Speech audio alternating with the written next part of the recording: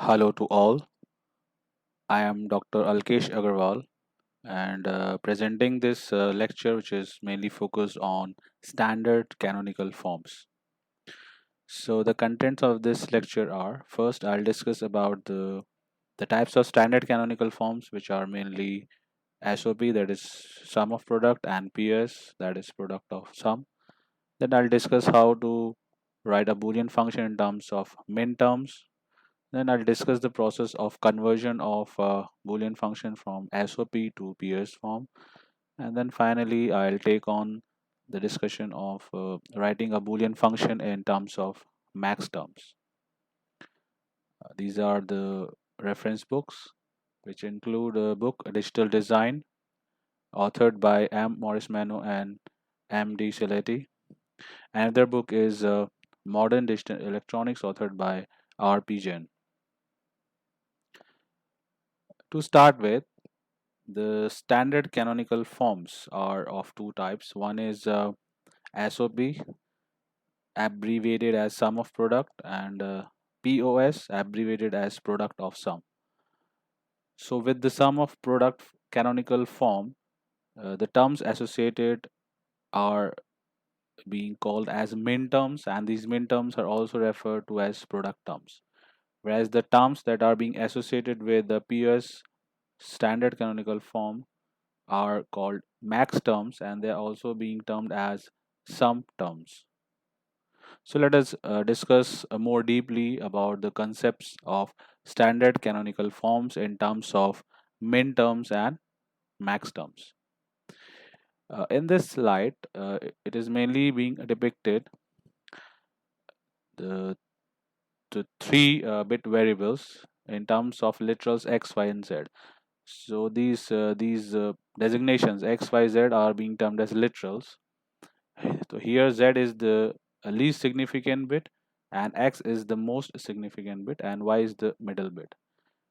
So first you have to focus on the frequency of this variable z. So with every step it is changing in value or nature. That is from 0 to 1, 1 to 0, 0 to 1, 1 to 0, 0 to 1, 1 to 0, and 0 to 1.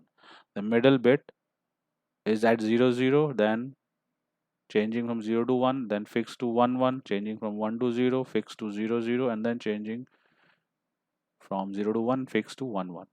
And if you see or focus on this most significant bit, for 4 rows that is being fixed to 0, and for 4 rows that is being fixed to 1.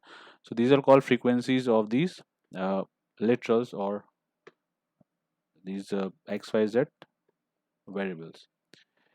So if we consider the concept of min terms, so these are the terms which are being written in terms of these literals x, y, and z. So you can see that in every term we have all the literals present depending upon the value of x, y, z as 0 or 1. So if its value is 0, it is being described as a primed value, or x bar, or x complement.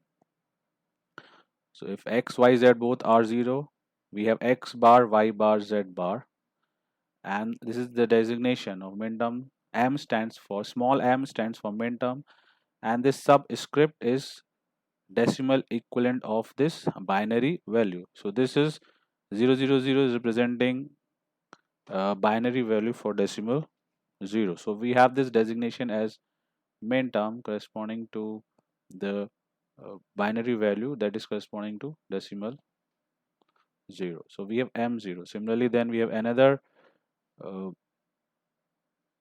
term is x bar, y bar, z for the literals value 0, 0, 1. So x bar, that is x is 0, y bar, that is y 0, and z, that is for z is equal to 1. So similarly, you can see we have 8 different combinations from 0, 0, 0 to 1, 1, 1, and for each combination we have a term. So this is a product term, x bar and y bar and z bar. And you can see in all the terms, all the literals are present. If we see 1, 1, 1, we have x, y, and z. X when x is 1, y when y is 1, and z when z is equal to 1. and that is being designated as M7. So we have these min terms as M0, M1, M2, M3, M4, M5, M6, and M7. So these are called min terms and also being termed as product terms. So let us further discuss how and what is the convention of writing these terms. So as I have already discussed, if x is 0, we write x bar or x prime. If x is 1, then x only. If y is 0, then y bar. And if y is 1, then y only. If z is 0, then z bar. And if z is 1, then z. And what is the convention of writing this designation m0? So this is mx. Small m stands for min term, and this subscript x is decimal equivalent of binary value. So this is how we write min term. Then we come to max terms. So again we have the same three literals x, y, z. Z is LSB bit, x is MSB bit, and the middle bit is y. We have the same combination from 000 to 111. Again the same frequency of the variables, alternate variation 0101010101, then 00110011, and then we have 0000 and 1111. But what you can see over here is, now this is the sum term, and this is the reverse of min term.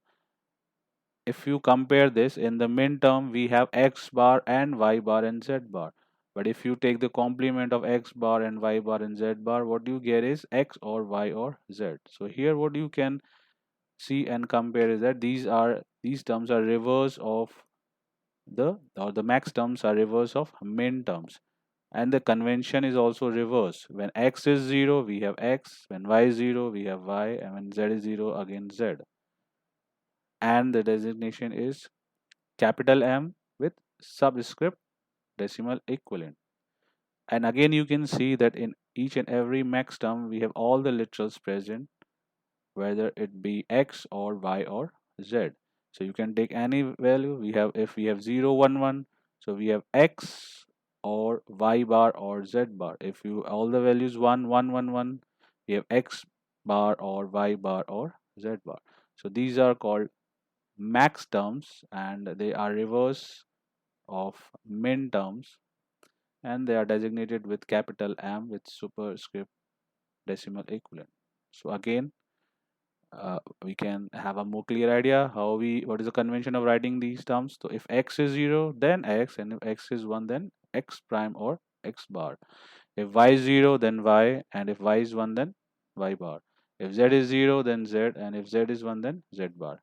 And the convention of writing the designation of max term is capital M superscript x, where m stands for max term and x is decimal equivalent of binary value. So we have M0, M1, M2, M3, M4, M5, M6, and M7 for 3-bit variables or max terms in terms of 3 bits.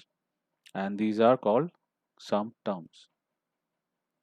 So now we'll take a simple example of expressing a Boolean function in terms of a min term. So we have this Boolean function as function of x, y, z literals as x bar or yz bar. So first of all, we have this table.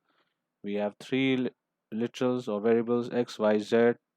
Again, z being the least significant bit and x being the most significant bit, y is the middle bit. First of all, let us discuss how we plot these high values or 1. So first we'll focus on this x bar.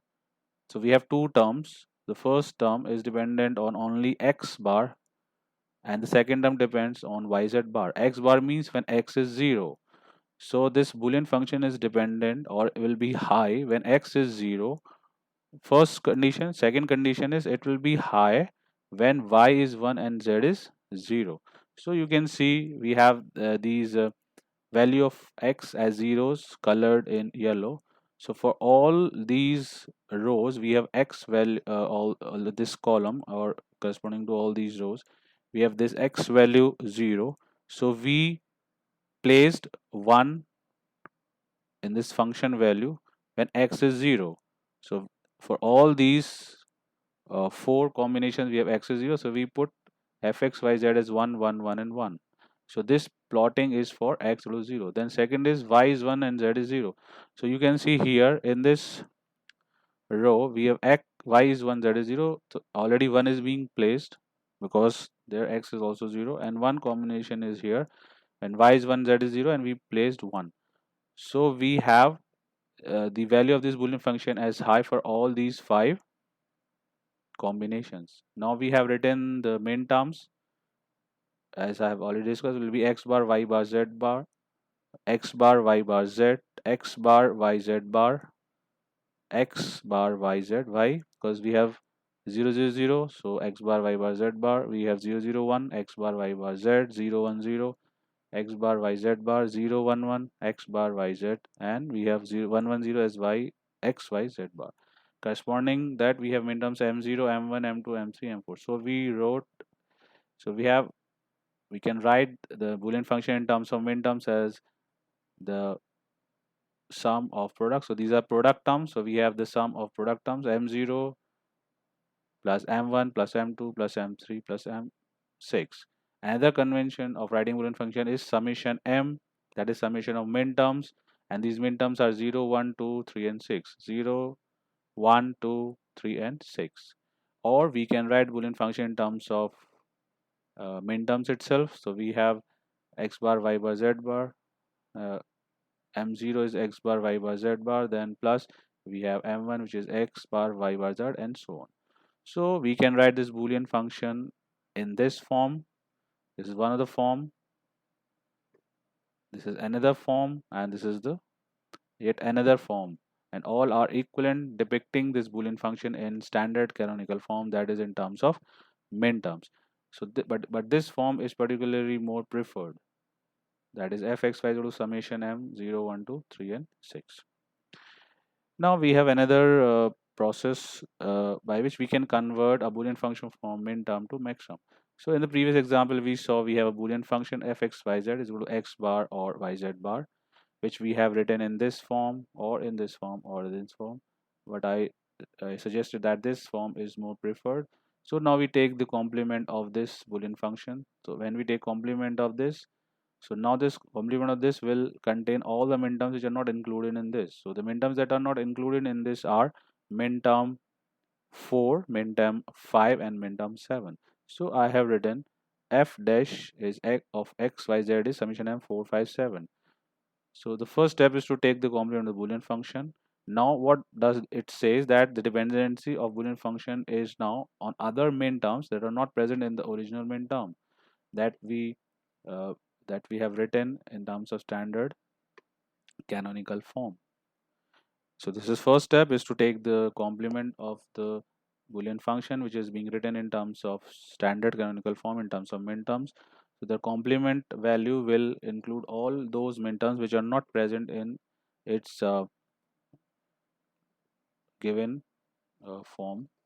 Then second step we again take the complement. Now taking again the complement on this function will convert this you know summation value into the product form, and the minterms will remain the same. So now we have f double dash xyz is equal to pi. Now this pi denotes the product of sum that I'll discuss in the uh, next slide.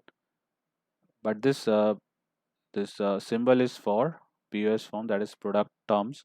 So now we have product terms of max terms 4, 5, and 7.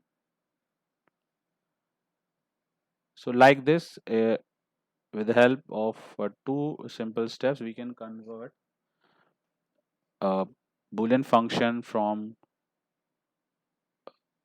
min terms to a Boolean function in max terms. This is a very simple process. Again, we can briefly discuss that. First, we take complement. So it will include all those min terms which are not present in the original Boolean function. Then again, we take the complement, and the summation value will be converted into product value with the same min terms. Now another process is we can write the same Boolean function in terms of max terms with the help of this table. Now what you have to do, you have to with the for the same boolean function. Now you have to plot the values of 0 for all those terms on which this function is not a dependent. So in the previous example we saw that this is dependent on uh, this min term m0, m1, m2, m3 and m6. So we left all these min terms and we plotted 0 in m4, m5 and m7. So you have to focus that we have plotted 0. So what you have to remember is, for expressing a boolean function in terms of max terms, we have to plot a 0 instead of 1, and then we write the term with the convention. X is 1, so we have x bar. Y is 0, we have y. Z is 0, we have z, so we have x bar or y or z. Then we have x bar, y or z bar, and then we have x bar or y bar or z bar. So in terms of max terms, it is m4, m5, m7, and simply we can write in terms of in product of sum, that is m4 and m5 and m7. And again, this product is being depicted as pi, and the max terms are 4, 5 and 7. So like this we can directly write this boolean function in terms of max terms. So either you can write in this form, or you can write in this form, or you can write directly in the terms of literals. So these are sum terms and product of sum terms. So that is why this is being termed as product of sum. Thank you.